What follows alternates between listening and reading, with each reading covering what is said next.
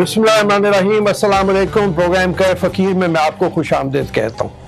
हमारे साथ हमेशा की तरह मौजूद हैं सैयद सरफराज अहमद शाह साहब, मारूफ रूहानी स्कॉलर हैं, और जो हमारा फॉर्मेट है उसी तरह से हमने सवाल रखे हुए बहुत से जो आपने भेजे हैं।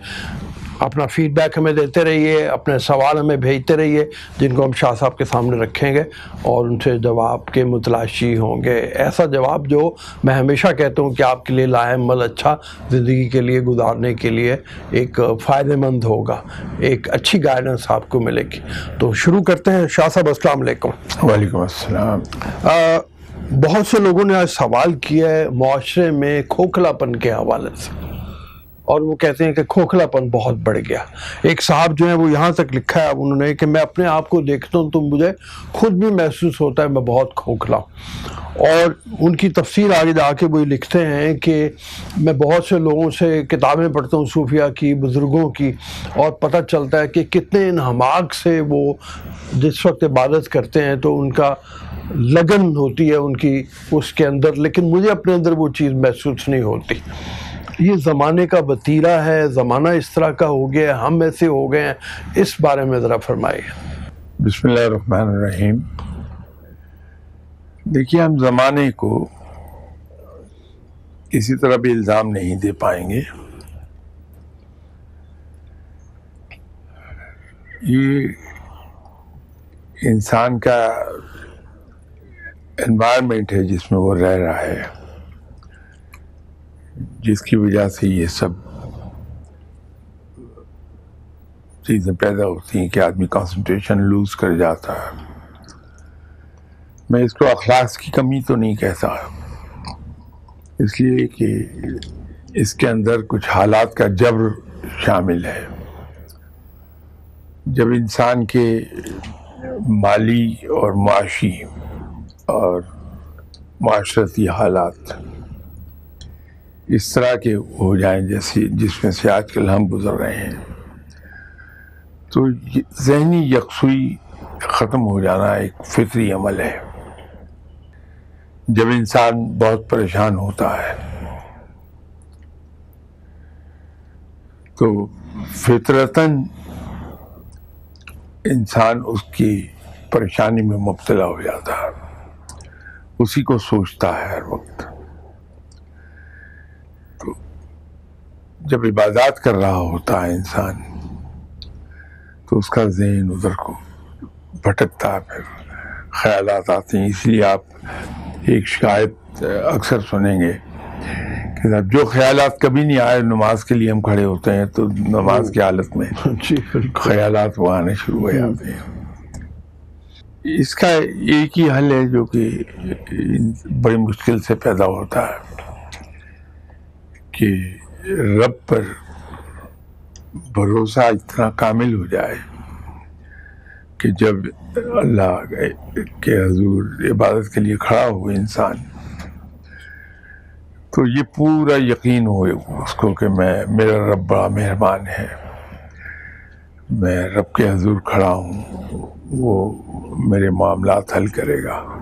अभी एक तस्वीर में देख रहा था और उसके ऊपर किसी ने कमेंट किया हुआ था, इंडिया से किसी ने कमेंट किया हुआ था, और वो कह रहे थे कि तुम्हारे यहाँ लोग जो हैं ये इस तरह से लुई विटॉन की बेल्ट बांध के फिर रहे हैं, इस तरह से कपड़े पे, हमारे यहाँ इंडिया में सादगी है। तो ये क्या वाकई हमारे यहाँ ज़्यादा हो गया? बदकिस्मती से पिछले कुछ सालों से बहुत बढ़ गई ये बात जी।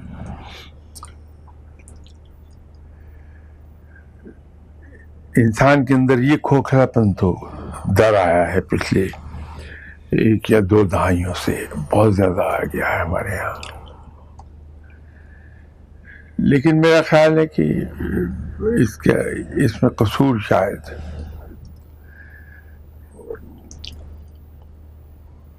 जो ओपिनियन फॉर्म करते हैं लोग या अदारे, जो भी आप कहिए, शायद वहाँ से ज़्यादा ये चीज़ें जन्म ले लेती हैं। अगर प्रोग्राम ऐसे हों जहाँ सादगी झलकती हो, जिससे हम वो स्टीरियोटाइप نصیحتیں نہیں کریں، بلکہ ایسے طریقے سے یہ نصیحت پاس آن کی جائے گویا کہ وہ ایک انیکٹمنٹ ہو رہی ہے وہاں پروگرام میں، تو جو ویور ہے وہ از خود اس سے وہ نتیجہ ڈرا کرے۔ اسی طرح جو ہمارے ڈرامے ہیں ان کے اندر جس قسم کی ایسی پروجیکشن دی جاتی ہے کہ ہر ڈرامے میں بہت ہی زیادہ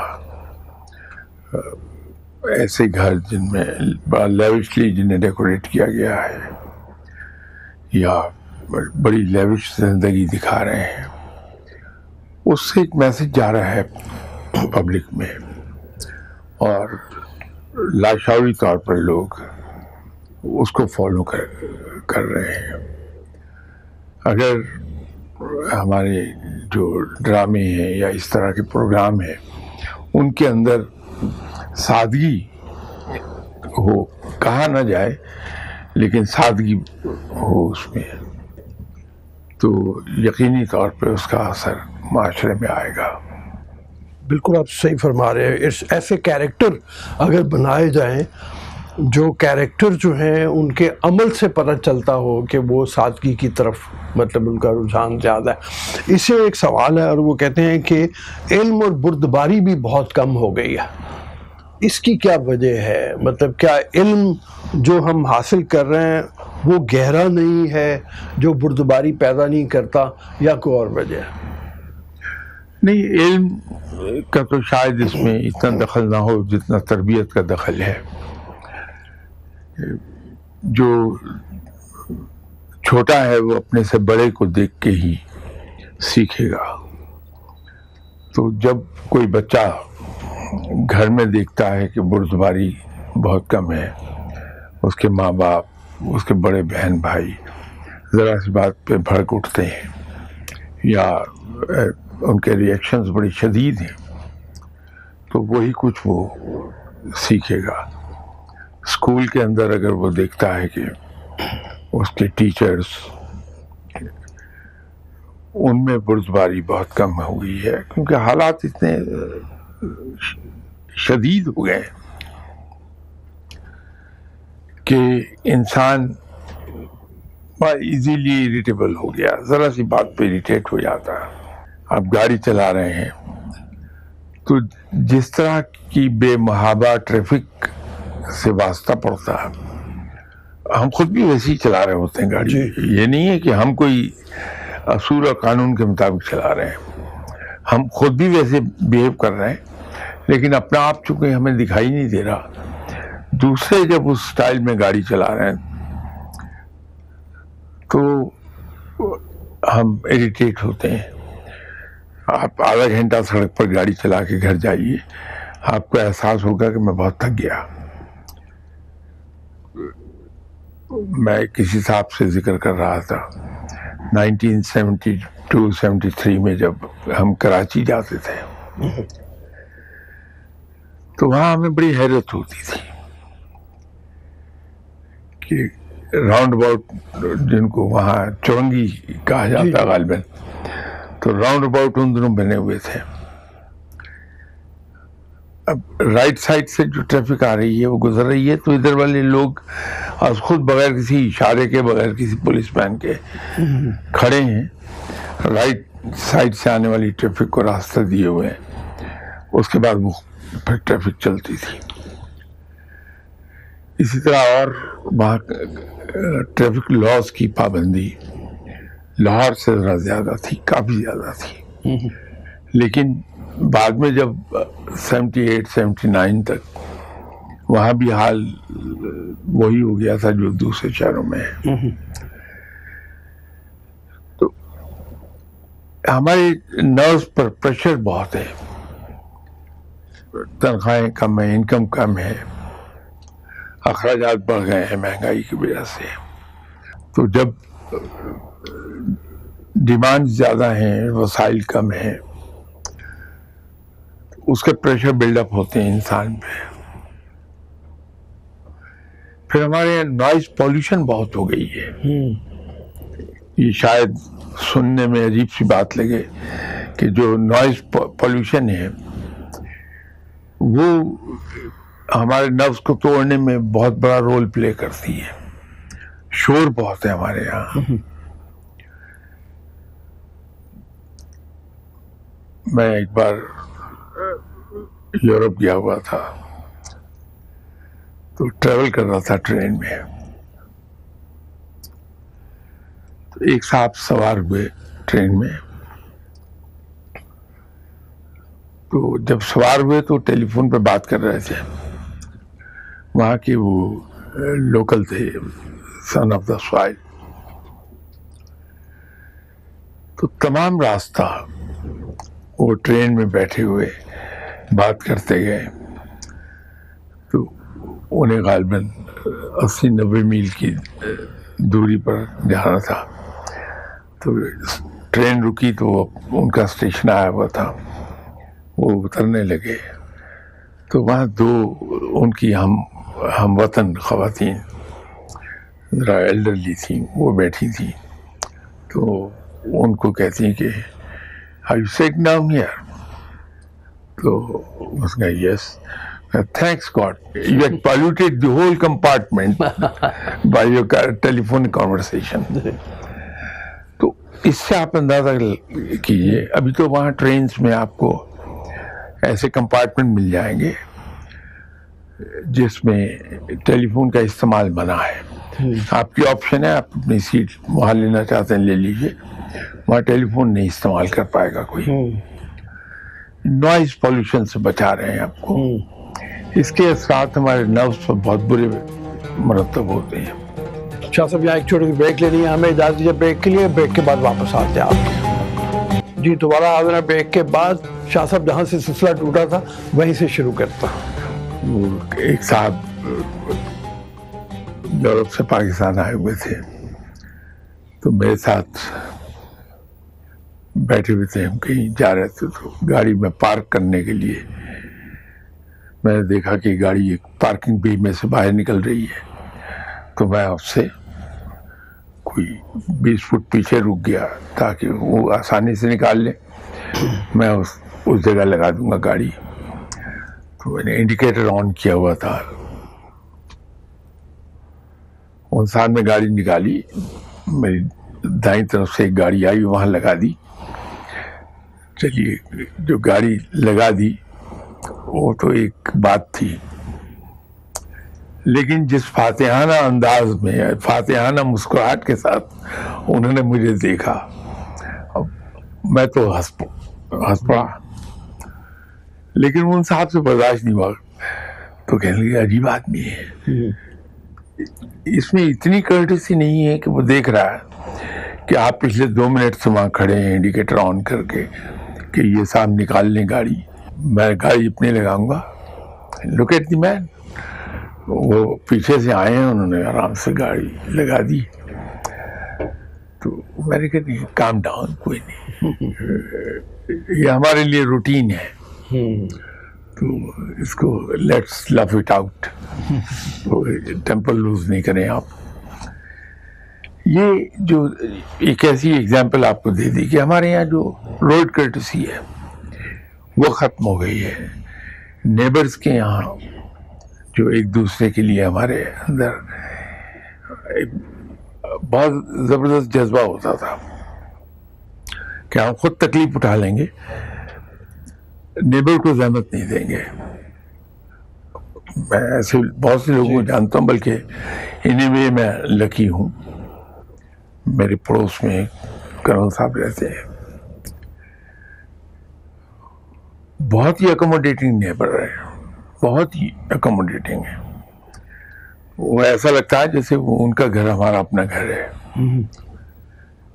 تو ایسے لوگ ابھی ہیں لیکن کم ہو گئے ہیں.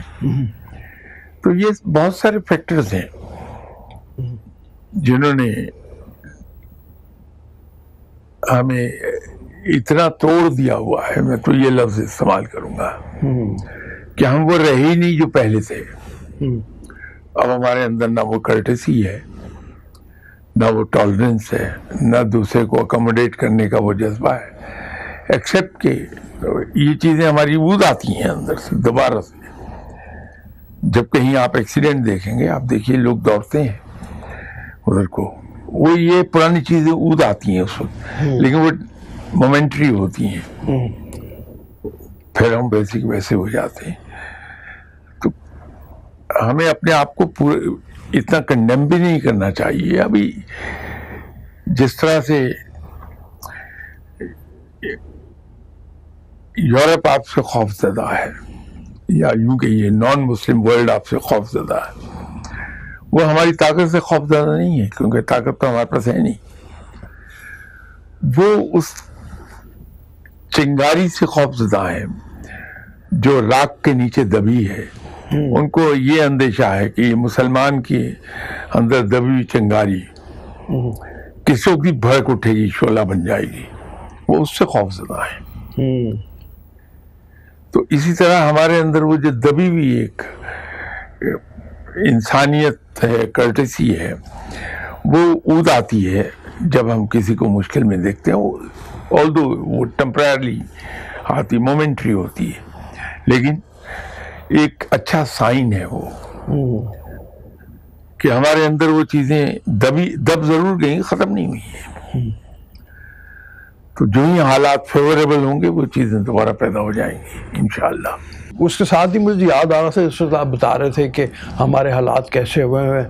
وہ ایملی برونٹی ایک مشہور انگریزی کی شاعرہ ہے، تو اس نے کہا کہ بہت تکلیف دہ بات تھی میرے لیے جاننا کہ انسانیت جو ہے اس وقت کرپشن کا شکار ہے، ذہنی طور پہ مفلوج ہوئی ہے، غلامانہ ذہنیت ہے.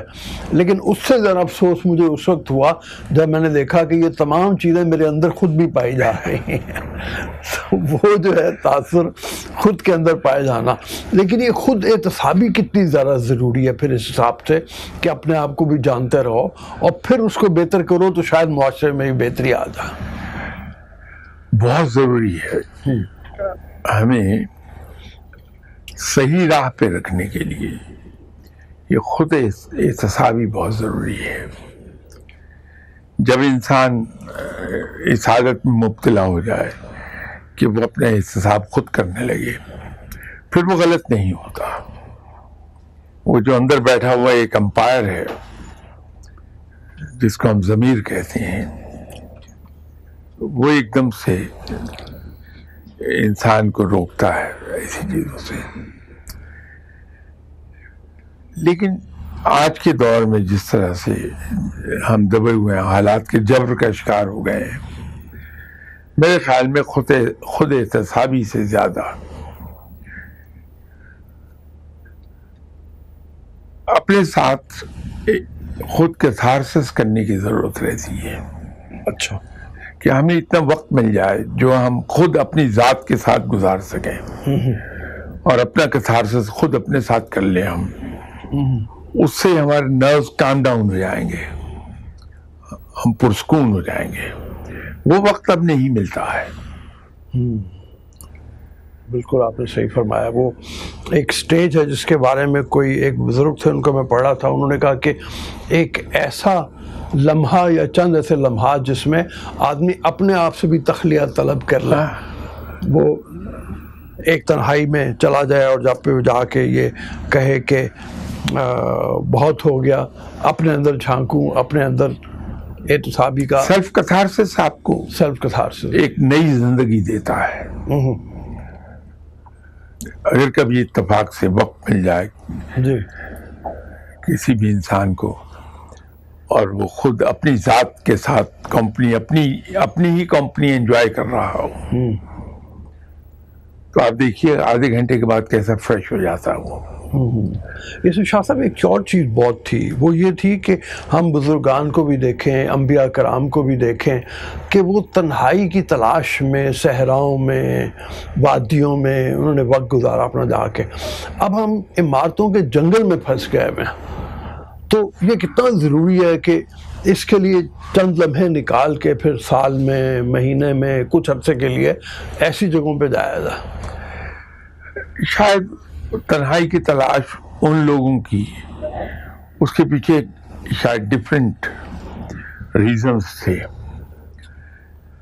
کہ جب خلق خدا میں ایسے لوگ رہتے ہیں تو خلق خدا انہیں نہیں چھوڑتی، ان کا پیچھا کرتی رہتی ہے، اس سے ان کی عبادات میں بھی خلل ہوتا ہے، اور سب سے زیادہ جو ان کو مار پڑتی ہے وہ ہے غور و فکر کے لیے ان کے پاس ٹائم نہیں رہتا، کہ وہ خلق خدا میں گھرے ہوتے ہیں ہر وقت۔ اس سے بچنے کے لیے وہ جنگلوں کو نکل جاتے تھے۔ اب آپ کی اس چیز سے، اس بات سے مجھے 1974 کا زمانہ یاد آیا۔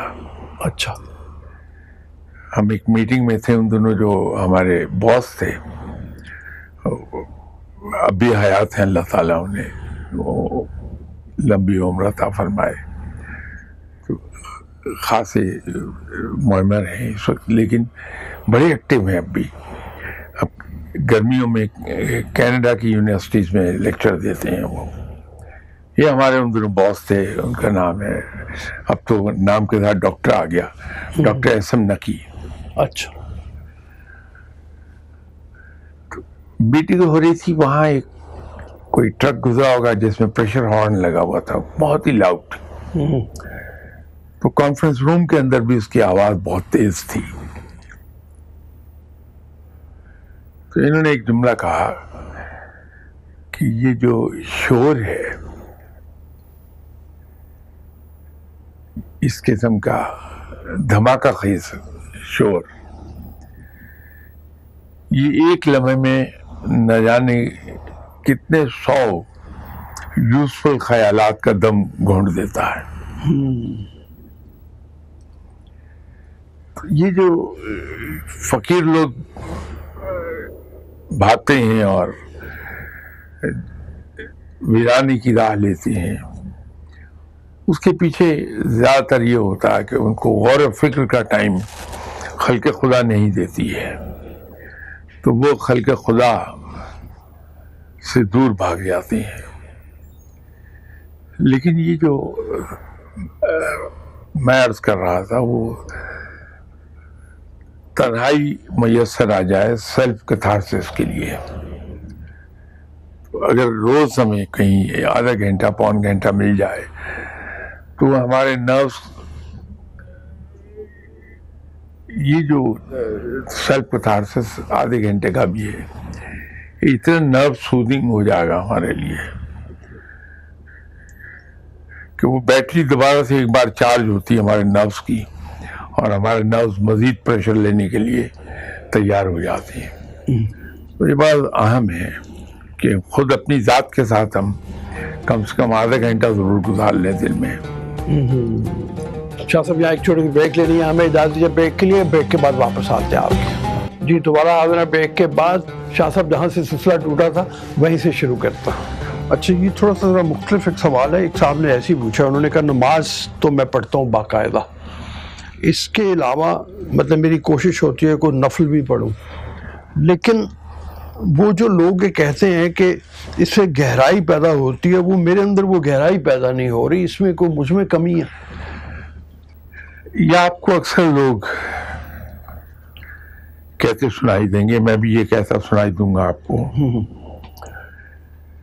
ہم ایک چیز بھول جاتے ہیں کہ جو اللہ کو پکارتے ہیں ہم، وہ خواہ کسی فارم پہ ہو، نماز کی صورت میں ہو، روزے کی صورت میں ہو، کسی عبادت کے ذریعے پکاریں،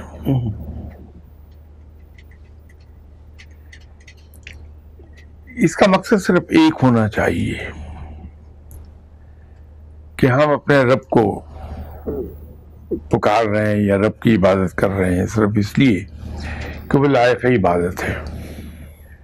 تو ہمیں اس میں نہ تو مزہ ڈھونڈنا چاہیے، نہ اس کے اندر ہمیں یہ ڈھونڈنا چاہیے کہ اس میں ڈیپتھ کتنی آئی ہے ہمارے اندر، نماز پڑھنے کے نتیجے میں کتنی ڈیپتھ پیدا ہوئی ہے،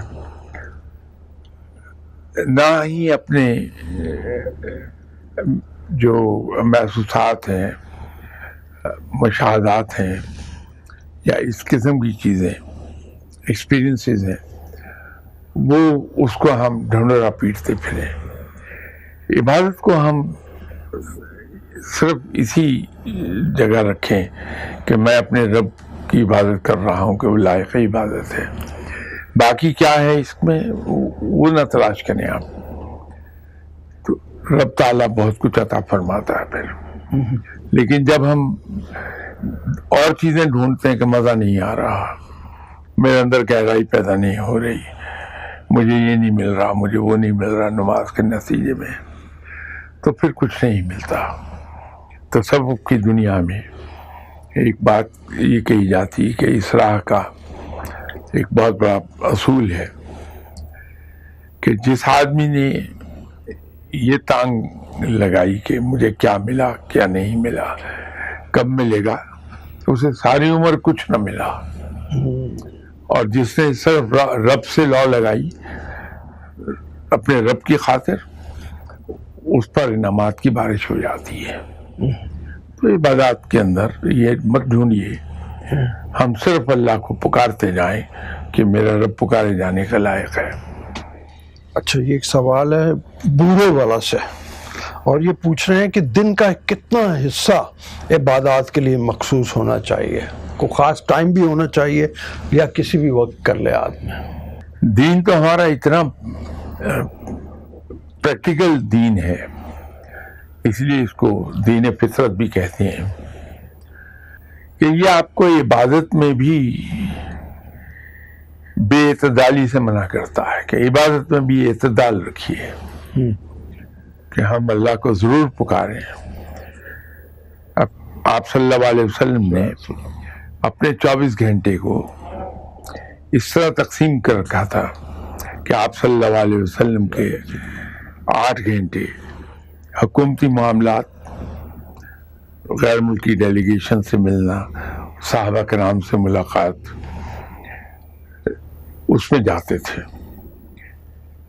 اگلے 8 گھنٹے آپ صلی اللہ علیہ وسلم کے وہ فیملی ٹائم تھا, اپنی فیملی کے ساتھ وقت گزارنا, ہیلپ کرنا ازواج مطہرات کو.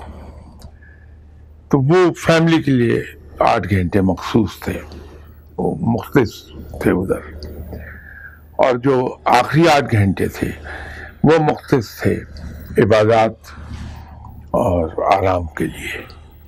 تو اگر ہم اپنے ٹائم کو اس طرح آرگنائز کر لیں, اسی سنت پر عمل کر لیں, تو زندگی بڑی آسان ہو جاتی ہے. ٹھیک ہے, یہ ایک سوال بڑا دلچسپ ہے. یہ کہتے ہیں میری 2 بیویاں, ایک بوڑھی ہو گئی اور ایک جوان ہے. اب یہ کہا جاتا ہے کہ انصاف کرو, میں کوشش کے باوجود انصاف نہیں کر پاتا, تو کیا اس کی کوئی میرے لیے سزا ہوگی یا کیا ہوگا؟ مطلب مسلمانوں سے سب سے زیادہ جو سوال پوچھا جاتا ہے طنزاً غیر مسلم پوچھتے ہیں, وہ یہ ملٹیپل میرجز ہی کے متعلق ہے, کہ اسلام نے اجازت دی ہے ملٹیپل شادیوں کی, 4 شادیاں کر لیجیے. تو میں ان کی خدمت میں ایک عرض کیا کرتا ہوں کہ صاحب یہ آپ دھوکہ کھا رہے ہیں. اسلام نے 4 شادیوں کی اجازت نہیں دی ہے,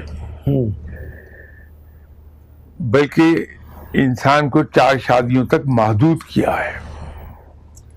اس لیے کہ جس زمانے میں اسلام انٹروڈیوس ہوا عرب میں, تو عرب کلچر میں کئی درجن شادیاں کی جاتی تھیں. اب اس کو محدود کیا ہے اسلام نے, کہ اگر کچھ لوگوں کی 90 بیویاں بھی تھیں تو اس کو کٹ کر کے 4 تک محدود کر دیا.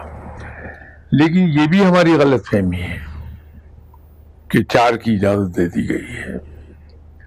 کہا تو گیا کہ 4 شادیاں کر لیں, لیکن اس کے آگے ایک کنڈیشن ہے بڑی, جی, بشرطے کہ تم ان کے درمیان انصاف کر سکو. اس کے لیے انسان کو بہت بڑا ولی اللہ ہونا پڑے گا جو پھر وہ انصاف کر پائے. وہ ایران کی ایک چیز مجھے بڑی اچھی لگی، وہاں کے مفتی سے میں بات کر رہا تھا اور وہ کہنے لگے کہ ہمارے ہاں اگر کوئی دوسری شادی کرنا چاہتا ہے تو جو عدالت ہے وہ پہلی بیوی کو بلا کے پوچھتی ہے کہ تمہارے ساتھ یہ انصاف کر رہا ہے، اور اگر وہ پہلی کے ساتھ انصاف نہیں کر رہا تو اس کو اجازت نہیں دی جاتی۔ تو جیسے آپ نے فرمایا انصاف بنیادی تقاضا ہے۔ عیب کو اگر دیکھا جائے تو اس کی کوئی تعریف ہو سکتی ہے، کوئی یعنی بعض کا یہ ہوتا ہے کہ کسی کی کوئی عادت ہے جو مجھے عیب لگ رہی ہے، حالانکہ یہ عیب نہ ہو سکتا ہے اس کی عادت ہو، یا مطلب ایسا بھی ہو سکتا ہے کہ وہ باقی کوئی عیب، اور کیا اس کی نشاندہی کرنا ضروری ہے، اس کو بتانا ایسے میں کہ اس کا دل ٹوٹ سکتا ہے اس بات سے۔ کوئی بھی ایسا فعل جو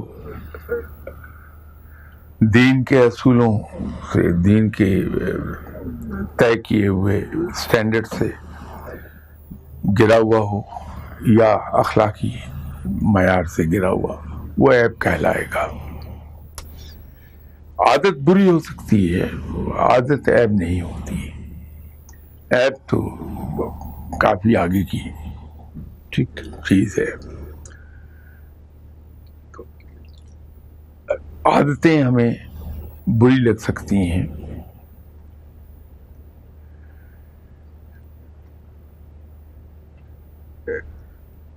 دوست بقول جناب حضرت علی کرم اللہ وجہہ کے کہ